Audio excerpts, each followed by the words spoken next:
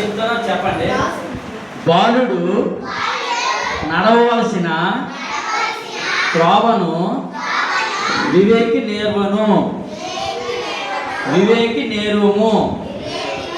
వాడు పెద్దవాడైనప్పుడు చూడాలి, నాకే చూడాలి అందరూ. మరి ఇది చూడడం లేదు, నాకేసే చూడాలి. పెద్దవాడైనప్పుడు దాని నుండి తొలగిపోడు. దీనికి అర్థం తెలుసా మీకు? బాలుడు నడవవలసిన త్రోవను వివేకి నేర్వము. బాలుడు నడవవలసిన త్రోవను ఆపండి, మరి చెప్పదు కానీ బాలుడు అంటే ఎవరు? మీరు చిన్నపిల్లలు. ఎస్, బాలుడు అంటే మీరు, మీ అందరూను.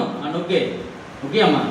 బాలుడు చూడు ఇక్కడ చెప్తున్నాడు, దేవుడు ఏం చెప్తున్నాడంటే బాలుడు నడవలసిన త్రోవను, ఎవడు బాలుడు నడవలసిన త్రోవను, చిన్నపిల్లడు వివేకి, వాడు వివేక్ అయితే, వివేక్ అంటే బుద్ధిమంతుడైతే, అర్థమైందా?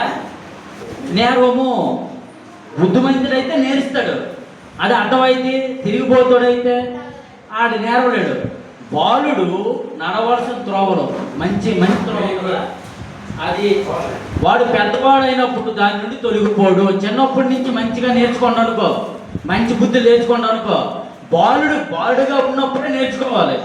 బాలుడుగా ఉన్నప్పుడే నీకు అర్థమైందా? మొక్కాయ వంగింది, మోనకి వంగుతుందా? వంగదు. ఇప్పుడు అలాగే బాలుడు నడవలసిన త్రోవలో ఇప్పుడు నడిస్తే పెద్ద అయినప్పుడు వాడు ఆ మంచి స్థానం నుంచి వాడు ఏడ్చేంత తొలగిపోడు. ఇప్పుడు నుంచి నేర్చుకోవాలి మంచి గుణాలు. మీరు కూర్చోడు, చూడ ఊరికి కాలు పాప ఊరు నమ్మకం చేస్తుంది కాళ్ళు. కూర్చోడు సెపరేట్గా బుద్ధిగా, చూడు ఇది ఎలా కూర్చోండు పాప, ఎదురా బుద్ధిగా కూర్చోవాలి, బుద్ధిగా సడన్గా. అర్థంగా ఇప్పటి నుంచి మీరు నేర్చుకుంటే, ఈ చిన్న వయసులో మీరు నేర్చుకుంటే పెద్ద అయినప్పుడు బుద్ధి జ్ఞానం అన్నీ వస్తాయి. మాట్లాడుకు వాళ్ళగా నేను చూస్తానులే. అర్థమైందా? ఇప్పటి నుంచి మీరు క్రమశిక్షణ నేర్చుకుంటే పెద్ద అయినప్పుడు వాటి నుంచి తొలగిపోరు. అర్థమైందా? ఇప్పుడు అడ్డవైటికి ఎక్కి భయం ఉండాలి, భయము భక్తి ఉండాలి, డిసిప్లిన్ ఉండాలి. అర్థమైందా? ఏమమ్మా నవ్వు వచ్చింది నీకు? నవ్వు వచ్చిందా? నీకు నచ్చలేదు? అది నచ్చాలి. అర్థమైందా? ఏం కావాలి మనకి? డిసిప్లిన్ కావాలి, క్రమశిక్షణ కావాలి. అర్థమైందా? ఇక్కడ క్లియర్గా ఏం చెప్తున్నాడు?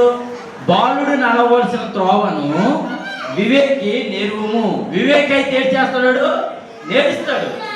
అర్థమైందా? వాడు వివేక్ అయితే మంచివాడైతే నేర్చుకుంటాడు.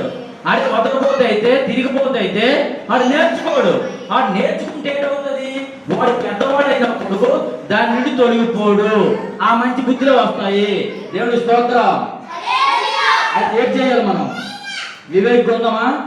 క్రమశిక్షణతో ఉందామా? మాట్లాడకూడదు. వాకింగ్ చెప్పినప్పుడు, పాటలు పాడినప్పుడు ఎవరైనా సరే క్రమశిక్షణతో ఉండాలి. అప్పుడు మనకి మంచి జ్ఞానం ఏసై ఇస్తారు, లేకపోతే ఇవ్వడం. ఓకే, మనం ఇప్పుడు కంఠత్వ వాక్యం